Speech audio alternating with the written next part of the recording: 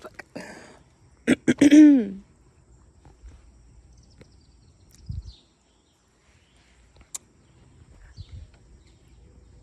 This fucking beautiful day. Beautiful day.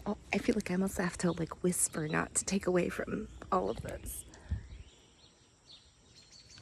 I'm just like, shh. Don't talk. Padme's doing great. Everything. Look at that. Oh, look at the beautiful sun.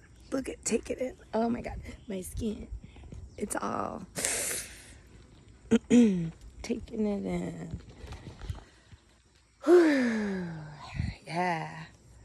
Oh my God. Okay.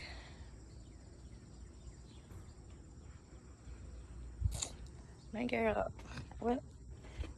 We come out here and we just like chill every day. Take time. Take time to realize what awesome, like you start your day, you start out and you get to decide how you want it to go. And starting out the days with this, oh yeah, Padme on the porch, all my plants are growing. Oh, sad thing is though, the sunflowers are at the end and the birds are already eating most of the seeds away. These poor things. Oh, this one's only just begun.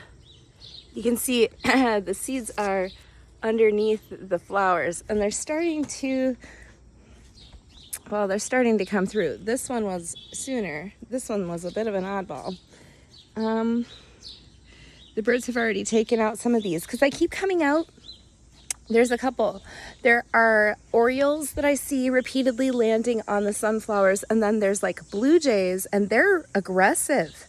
They will come flying right up at me. Well, I don't know if they see me. If I'm like sitting down here meditating, hidden behind like the wall of plants. And suddenly, like I've had blue jays like come flying right at me. I'm like out of nowhere, like, whoa. So this is a good example where like, obviously I think like once they start coming out, they're easier to get out of there. So in order for the seeds to even get to the seeds, they're all underneath the flowers, like right there. So these sunflowers are incredible. Look at that. Man, it's like a huge cake. It's packed in there so tightly. This one's got a lot of them. So the heads on those ones were bigger. It was such an interesting experience to have several different sunflowers and to grow them in containers. They definitely did not reach their potential in the small containers, but they still offered so much on this small patio. I was able to like really enjoy them. I wonder if, because I don't know, sometimes I wonder, should I still plant them in the ground? But I don't think it's really worth it at this point. Look at the stalk. Look at the way that you can tell it's getting closer to the end. It's kind of like how when onions are being sauteed and they're just right when they start to slightly get a little translucent and kind of like lose their initial like, I don't know if it's actually like that at all. It's just that the colors, they start to like go through that natural process where you'll see all the leaves slowly turning brown and just like losing their color, It's still summertime, but yeah, I don't know. Maybe because they were like on the expedited process of life, being in these containers.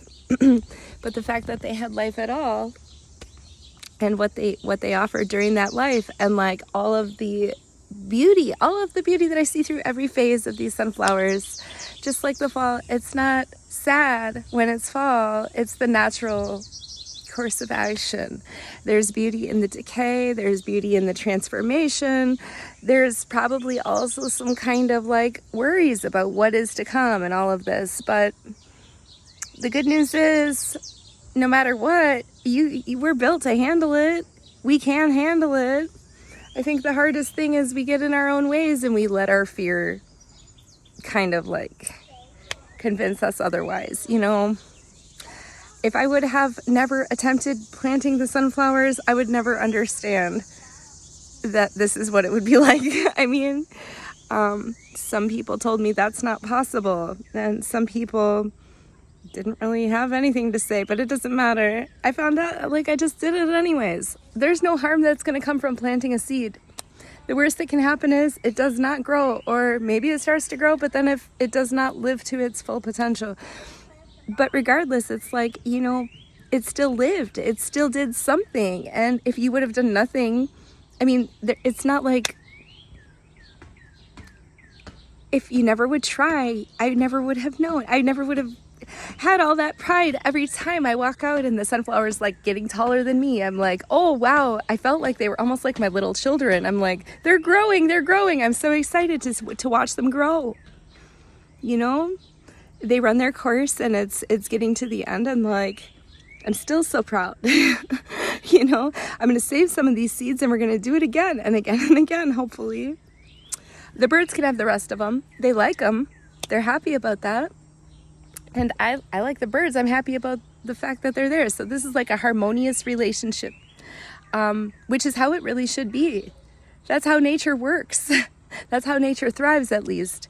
If it's not harmonious, it doesn't thrive. And that's usually when we start to see a lot of sad things happen when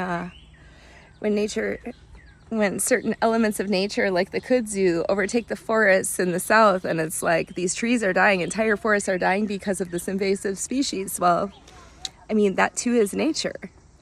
I'm not exactly sure how to think about that, because of course I love the forest, but I'm a person. I am not as strong as the force of nature. I'm not stronger than a forest. I'm not strong as the kudzu. I can't even get the geraniums under control, you know? So, and I have a garden I have this patio and I have a lower garden that's about roughly the same size in the actual ground. And yeah, there's a certain point we're going to have to make acceptance with the forces that go so far beyond ourselves. Fighting against that stuff will lead you to nothing but exhaustion and further frustration, because, you know, we need to learn to work within those bounds and make best use of the resources we can. And just understand, you know, that is the context and framework we're working with. To constantly wish for something else will bring you nothing but frustration, or to attempt to try to control these forces, it's a no-go. I worry for humanity about that, though. On the greater scales, decision makers and people who are in these positions, it's like being the richest person in the world. What would that really do for a person? Because something I've been thinking recently about competition or growth, or these kinds of like ideas about what motivates us or who we envision we want to become. You know, it doesn't necessarily have to be like competition with another person, although in sports and like for so many reasons, this is a motivator. It's really what drives the pursuit of continuing to challenge ourselves to get better and be the best and all this stuff.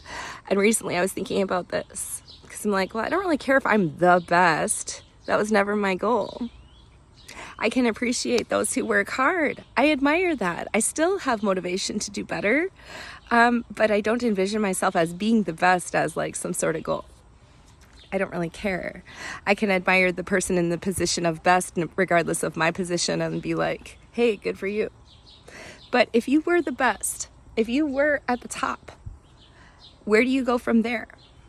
And so thinking about this in the context of our current timeline, the situations ongoing with money and with the problems that go along with that, and even like war and all of the conflicts that are happening, and humanity and power and control, and like these thoughts on who's right and wrong, what is better, what is best, you know, because everyone's got different ideas on this, obviously. But I think, like, I don't know, as much as it's like such an absolute thing, like with the constant fluctuations, how can we even envision this? Like, what do we truly imagine? And some other element of my day-to-day brought me to thinking about shoot, I lost my train of thought. What was I about to say? Oh, the unifying factors. What is it that unifies us as people? And you know, I don't consider myself like, I don't like label myself with a specific religious category. I've always struggled with a lot of these ideas about these labels and what it means when you declare, this is my belief, this is who I am. And understanding, okay, there's a couple of different reasons why this is hard. First of all, I don't feel knowledgeable enough to attach my identity to this external construct that obviously has worked for so many people, and I'm not saying anything is wrong about it at all. Just because I don't personally adhere to it, I can understand and respect it, even if I don't gather, like, to the extent that they do, the understanding and personal connection with it. But there are a lot of pieces and parts of everything that I find value in, even people, like, God, this is getting to be a little bit off topic. Okay, I didn't mean to digress to that point. But the reason I brought this up about the religious thing is because as I was in the waiting room the other day waiting for my doctor's appointment, I noticed that there was just this little pamphlet sitting on the table. And I'm like, oh, you know, it was like our Daily Bread Christian newsletter update for the quarterly motivational mini magazine thing. Okay. And I'm like, I don't know. I had my phone. People do what they do. Usually I could have just been mindlessly scrolling on Facebook, but something told me, open this book. I like looked at it for a minute. I'm like, why am I feeling so drawn to this? And I'm looking at the cover. And one of these, I'll show the image so you can see what I mean. But like, just what is that on the front? You know, something about a sovereign Lord. Sovereign meaning, like, how I've always imagined a sovereign state was like an independent state. This is something that is all its own, totally solid, whole, like complete, just on its own. And the way that I thought about this made it its own independent thing, right? But I realized, like, if there was one unified sovereign Lord, it's this unified peace between everything. And I think that what many religions are attempting to do is to solve this question, this unifying peace. And they believe in what they believe. They have the words that they have to just try to describe these things. They may use different language, and they may have different like narratives to like try to like express it too. But then, like, coming to think of it a little bit deeper, I'm like, sovereign, not as its own independent separate thing, but sovereign thinking like, if we all were unified, what if we all had this something? And we're all humans, so we can already say, yes, there is a connection here. Yes, there is something similar that we share. How could we deny that, right? Then why are we having so much conflict? And how is it so hard to solve some of these problems that are leading to such devastation and all of this?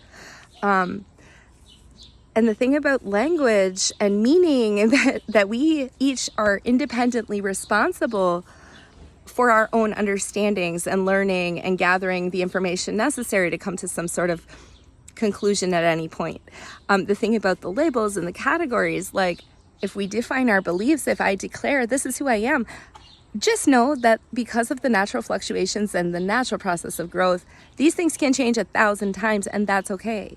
I think in my mind, I thought that if I were to declare myself this, that it would always have to be that way. And knowing how much can change, the struggle for consistency, or the struggle, like thinking there's something wrong with change, it's crazy. There's no one answer. Okay, so allowing ourselves the ability to adapt with whatever circumstantial things are coming along, knowing that change is inevitable. It should be accepted. It should be embraced, not to be feared, not to try to be hindered. That's like trying to control these natural forces outside of ourselves. It's not going to work. People wonder why are they so so deep into like the depression, the anxiety, all these things. We are trying to create conditions within ourselves that are impossible to meet. You're going to continuously be dealing with that struggle because the rigidity and the idea of how it's supposed to go is actually hindering us. Me not being like that Christian daily bread person, once upon a time in my life, I would have perhaps even scoffed at the suggestion of opening that book. You know, I felt defensive. I felt like, nah, that's not for me. Don't even try. And I would immediately tune out. And see, the problem was, it was something, it's a long story and I'll have to talk about that another time, but I do realize the open-mindedness and the ability to take perspectives, the ability to at least consider, okay? Like, because so often, if you think you already have your conclusion, which means that you have closed and have it and it's done, you're not open for the growth or the change or any of these inevitable factors.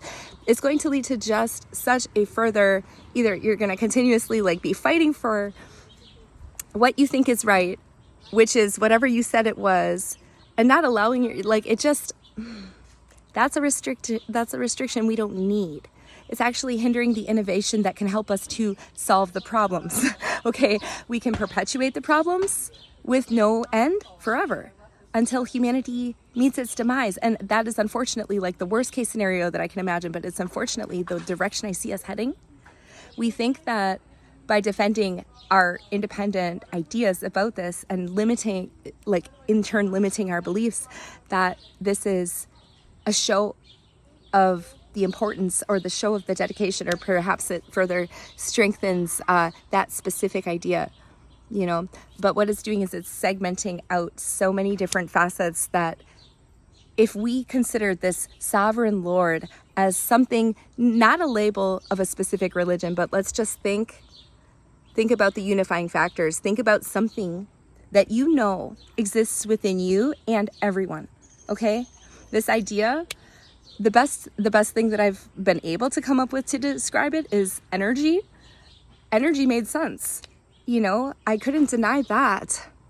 So that was honestly what opened the door to having less rigidity and more openness as I began that exploration. And now, regardless of the religion, I am all ears. And I am so intrigued to find out what motivates you. How does your energy come through? What are the you know, precursors or the catalysts to like allowing these transformations to take place fluidly, opening ourselves to expand? Connection is greater. People, more openness leads to more connection and more like unification. And then pretty soon I'm learning this sovereign Lord exists. It sure freaking does. And whether you define it as this or this or this, is the word itself is a little bit arbitrary in context of the, like, in contrast to the meaning behind what it really is. And if it's more important to you to be right, then I think we're missing the point. This isn't an argument just to say, hey, see, I knew it all along. It's about solving the issues that are actually hindering us and trying to, you know, advance and become better people. We really don't need to continue the repetitive cycles, and this applies in our own individual lives as well as great groups of people in masses, great populations, countries, nations, you know. And in this time, it's such a sensitive time, and it's like everybody is already amplified in their amount of stress that they're dealing with on the day-to-day. There's all these things that are affecting us, right? And I've noticed it on such a greater scale, but usually when you're vulnerable, you retreat. Usually if you're wounded, you have to step back to allow yourself the time to recover, the time to heal, all of this. And so when it's coming at you like bam, bam, bam on the day-to-day, oh my God, can we just like tune out the media for a while and kind of, when we retreat, realize that we really do need connection in those times? That whole protective mechanism we place over our hearts, it's meant to protect us. It does make sense. And if you're in a dangerous situation, it can definitely save you. But we can't let it harden our hearts. And the true healing comes from openness and like rebuilding in those places that have become damaged. And if it's a lack of connection or a lack of understanding, maybe we could revise these definitions a little bit, because it's already there. It's just that we cannot seem to translate or understand that. We're too busy worrying about the proper grammar. And that's irrelevant in comparison to the true meaning behind these messages. So I guess, there's a lot more I could say about this, but thoughts on humanity, unification, coming together, sovereign Lord, sovereign something. We're connected. This is I think it's really the right direction to be heading. So I'm just curious, any thoughts on what this might mean to you, or if you can, if it's relatable at all, or stories on, inclusion, exclusion, religion, labels, anything. I'm interested to hear, because gathering more of these perspectives is only going to help us. Being open to learning is only going to help us, okay? We should just step away from these standard routines of these tired arguments that are never going to have answers, especially if we're following the same exact formats as always. And this is why I'm tired when it comes to conversation on the political climate and everything, because, I know that we've been through this before, and we will go through it again and again and again. Have patience for those who are struggling to understand, okay? And if it does come out defensively or seem like an argument, just understand it's an invitation to an argument. You don't necessarily have to come back in the same energy that people are throwing at you. We need to differentiate between ourselves and our own sovereign self and them. Because if you take it as an attack and it penetrates through into your internal places that are personal for you, your feelings are getting hurt. Why?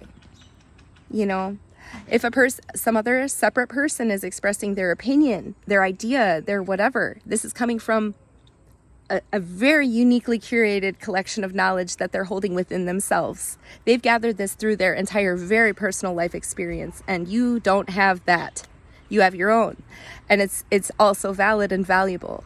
So if we could take that into consideration, let's say a person's coming at us and they have something they're very, very passionate about, and it's really deeply affecting them. So the way that they're delivering this message is probably going to be intense, right? First of all, if the intensity alone is enough to spark a rise in you, and you're having that fight or flight response, and you're fighting now, and that's how the argument is happening, too easy. You're giving in too easy. You need to build up your armor and understand, hey, this is going to have to happen one way or another. You don't have to run into it with your gun already ready and shooting before you even see what is happening, right? That's foolish. So deep breaths, activate that parasympathetic nervous system, get your armor up, because the only way we can truly learn is in a calm state. Psychology explains this, that when you are in an aggravated state and your fight or flight response is active and your adrenaline is pumping, your survival instinct is taking over, and the access you're going to have to your own executive functioning is limited then. Okay, so this fear tactic that the media has to try to continuously keep the masses at bay or whatever, it's too easy. People are so addicted to the media that they're not pursuing their own learning. They're just taking in and regurgitating a lot of these messages when the meaning is kind of being just lost. And to them, it's more about the superficial and momentary involvement, single serving, quick, easy activity. Think about the formats of popular media consumption these days. Things, yes, definitely have changed, yes, but this does not mean that this is all that matters. It's we can't lose touch with understanding greater wisdom. It's a long-term thing. It is not a short-term thing. And yes, that moment of excitement may feel exhilarating for you, but is it really helpful in the grander scheme of things? So I think that this is the difference between maturity and having the actual wisdom versus the excitement of the moment, the novelty, whatever. Okay? Yes, novelty is going to spark up that dopamine, and it's going to be exciting for a minute until you get bored and move on. What depth does it really take? Is it going to grow deep roots within you? Probably not. You're just treading on the surface, but we need to get in there, okay? Surface stuff isn't strong enough to hold us as greater peoples. So what is the unifying factor? Where's the medium that we can like collaborate into something more, you know? Questions, many of them. But hey, I appreciate all perspectives. So let me know what you think about this, and I'll see y'all later. Bye.